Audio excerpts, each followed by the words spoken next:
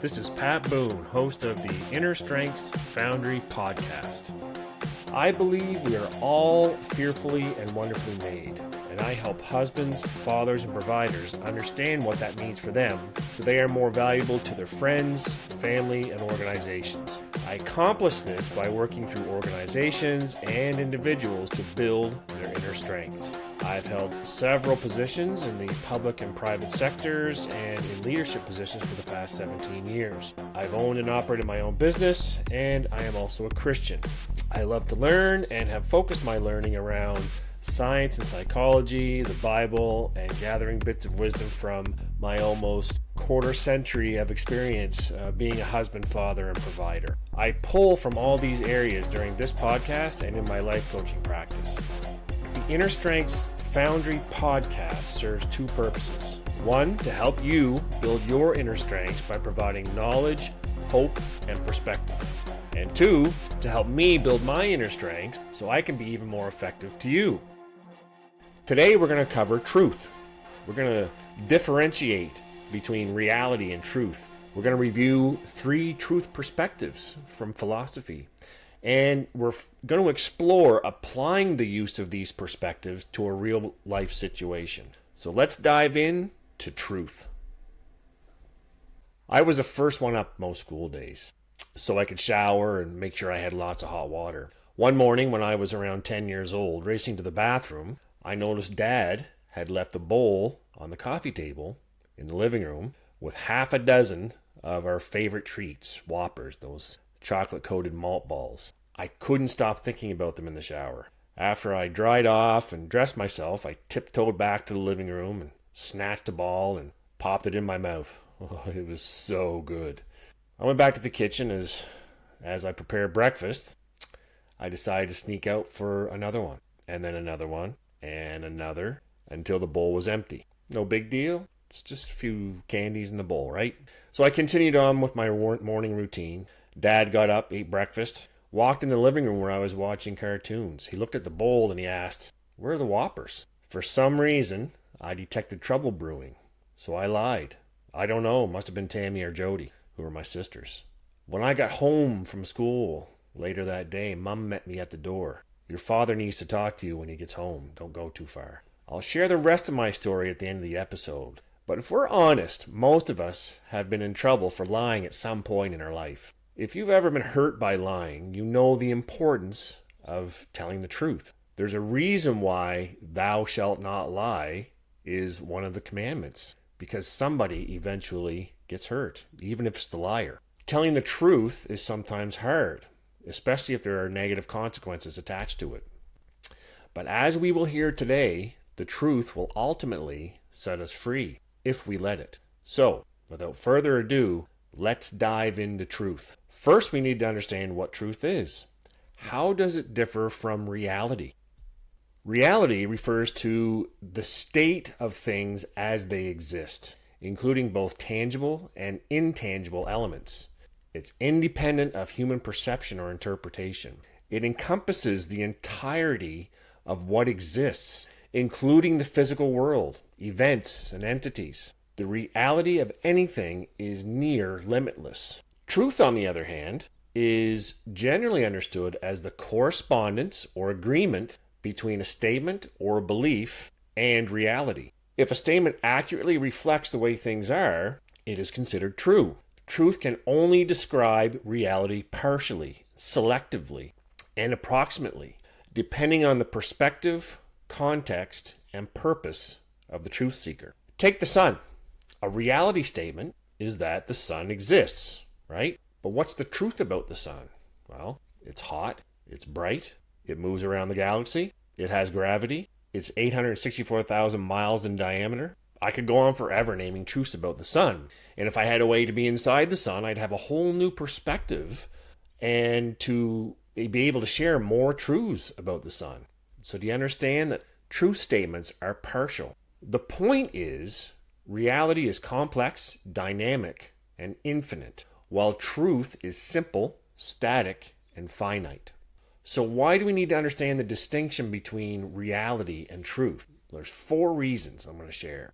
Because it helps us to be humble. honest, and open-minded in our pursuit of truth. We know reality in part. Secondly, it helps us to realize that we do not have the final or complete answer to everything, and that we need to keep learning, questioning, and improving our understanding of reality. Third, it helps us to avoid being dogmatic, arrogant, or closed-minded in our claims of truth, and to respect and appreciate the views of others, even if they differ from ours. And finally, it helps us to be critical, careful, and creative in our use of truth, and to seek the best and most relevant truth for our situation, goal, and audience. Philosophy has three different perspectives on truth. The first perspective is the pragmatic perspective, and it's based on the idea that truth is what works, what is useful, or what has practical consequences. According to this perspective, a proposition is true if it helps us to achieve our goals, solve our problems, or cope with our situations. For example, the proposition that I can do this is true if it motivates us to take action, overcome obstacles, or improve ourselves. So suppose you're feeling stressed, overwhelmed, anxious about your work, or maybe family or finances. You may be tempted to think negatively or pessimistically or hopelessly about your situation. You may think things like, I can't handle this, I'm a failure, or I have no control. These thoughts are not true according to the pragmatic perspective on truth, because they do not work, they are not useful, and they have negative consequences. They make you feel worse. They lower your self-esteem, and they impair your performance. Instead, you can think positively, optimistically, or realistically about your situation. You can think things like, I can handle this, I'm doing my best, or I have some control. These thoughts are true, according to the pragmatic perspective on truth, because they work, they are useful, and they have a positive consequence on your life. They make you feel better, they boost your self-esteem, and they enhance your performance. The second perspective is called the coherence perspective, and it's based on the idea that truth is what is consistent, coherent, or harmonious. According to this perspective, a proposition is true if it fits with our system of beliefs, values, or principles. For example, the proposition that I am a good person is true if it aligns with our moral standards, our personal identity, or self-esteem. Again, suppose you're facing a moral dilemma, a personal conflict, or a difficult decision. You may be confused, conflicted, or uncertain about what to do, what to say, or what to choose. You may have different options, opinions, or influences that pull you in different directions. You may wonder what is right, what is fair, what is best. These questions are not easy to answer, but you can use the coherence perspective on truth to guide you. You can ask yourself what is consistent or coherent or harmonious with your system of beliefs, with your values or principles. You can ask yourself what aligns with your moral standards, your personal identity or self-esteem. You can ask yourself what fits with your worldview, your faith, or your purpose. These answers are true according to the coherence perspective on truth because they fit with your system, they align with yourself, and they also fit with your vision. The final truth perspective accepted in philosophy is the correspondence perspective. And this truth is based on the idea that truth is what matches with reality, fact, or evidence.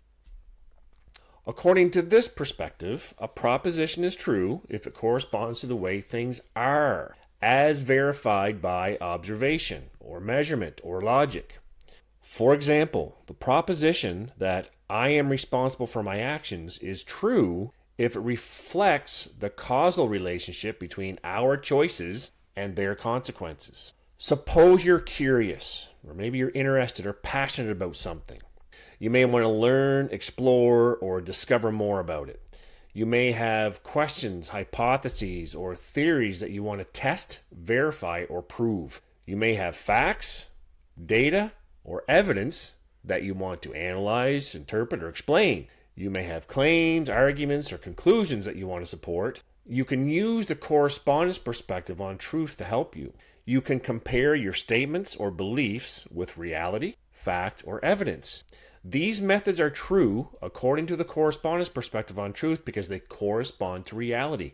They reflect reality and they express reality. So let's just briefly talk about the difference between the three perspectives. Some perspectives are more objective and some are subjective. Correspondence perspective tends to be more objective. It's rooted in an external reality where you are measuring and comparing your truth with reality.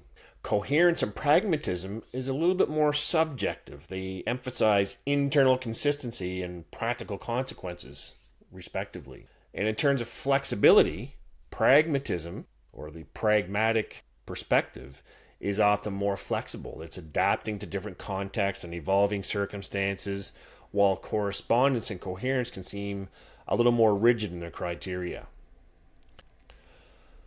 So why is it important to understand the philosophical perspectives of truth? Because combining these perspectives when assessing a belief or a worldview is extremely reliable. Think of it. You have three generally accepted philosophical methods of discovering truth. If all three agree on any particular belief or reality, wouldn't that be a strong indicator of truth? So the correspondence test. This test evaluates whether a belief or worldview corresponds to reality. In other words, it asks whether the claims made by a belief system align with what is objectively true about the world. A valid belief must accurately reflect the way things are. The coherence test. The coherence test assesses the internal consistency of a belief system. So, is the belief system itself consistent within itself? It examines whether the various components of a worldview fit together logically and do not contain inherent contradictions. A valid belief system should be internally coherent with its components, forming a consistent and non-contradictory whole. And finally, the pragmatic test. This test focuses on practical implications and lived out consequences of a belief system. A valid worldview should not only make sense theoretically, but also be applicable in real life situations. It asks whether a belief system is livable and whether it provides meaningful answers to the challenges and to questions of life. Consider for a moment the statement, "I suck" or "I'm a failure," as a belief about yourself. You need to compare this statement with reality, fact, and evidence. You need to ask yourself whether this statement matches the way things are, as verified by observation, measurement, or logic. You need to ask yourself whether this statement is true or false based on the criteria of correspondence. For example, you can ask yourself, what is the definition of failure? How do you measure failure? What are the standards or the expectations that you use to judge failure? What are the facts or evidence that support or contradict the statement, "I am a failure"? What are the examples or instances that show or disprove your failure? What are the causes or reasons for your failure? What are the factors or circumstances that influence or affect your failure? What are the consequences or implications of your failure? What are the effects or outcomes of your failure? What are the alternatives or solutions to your failure? What are the options or actions that you can take to overcome or prevent your failure? These are all statements to consider before you actually adhere to the belief that you are a failure. This is a great example of truth setting us free. When we think these thoughts and believe these thoughts about ourselves, if you really dive into the truth of that, you have some difficult questions to answer. By asking and answering these questions, you can examine the statement, "I am a failure," from different angles and perspectives and see if it corresponds to reality. You may find that this statement is not true, but false, or exaggerated, or incomplete. You may find that this statement is not based on reality, but on your perception, interpretation, or even emotion. You may find that this statement is not helpful, but harmful to your self-esteem, motivation, and performance. Therefore, using the three different perspectives can help you better understand the statement, "I am a failure," as a belief about yourself, and to challenge, change, or replace it with a more accurate, realistic, and positive belief.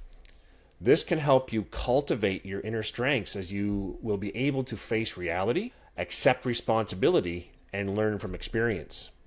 So I need to finish my story from the first episode. So as we remember, I took the candies, I lied about taking them, and then Mom met me at the door to tell me that Dad needed to talk to me. Any kid that went through any variation of wait till your father gets home has spent a lot of time in fear and anticipation, and I was no exception. I nervously played in my room until Dad got home. Then I had to wait while he changed his clothes, used the bathroom, ate supper, and then relaxed for a while. It was absolute agony.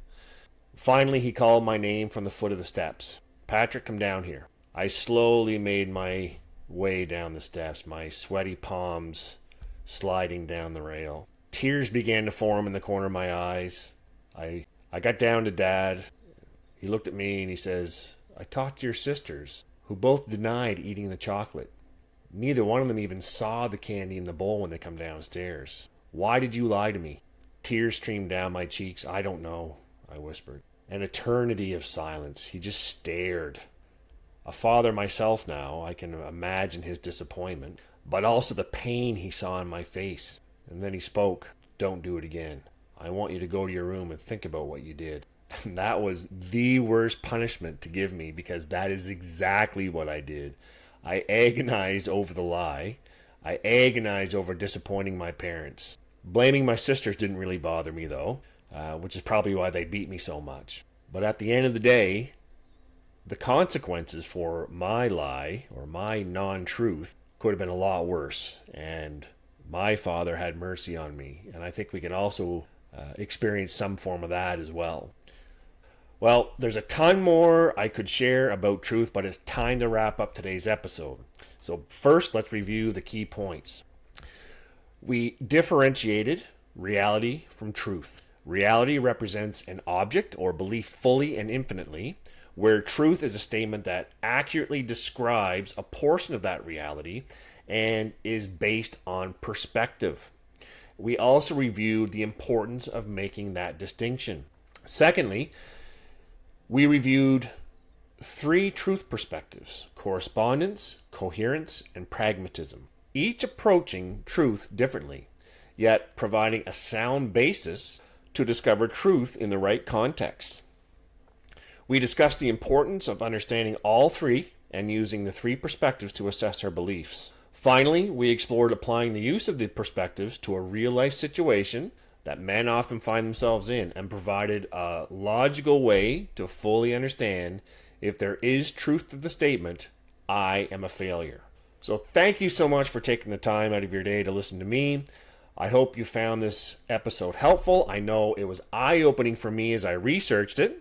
As always, if you have ideas for topics, you need to chat about an issue or a challenge you're facing, or simply want to talk about life, you can find me at www.coachpatboone.com or www.innerstrengthsfoundry.com. I hope you have a fabulous week, and we will talk to you next time.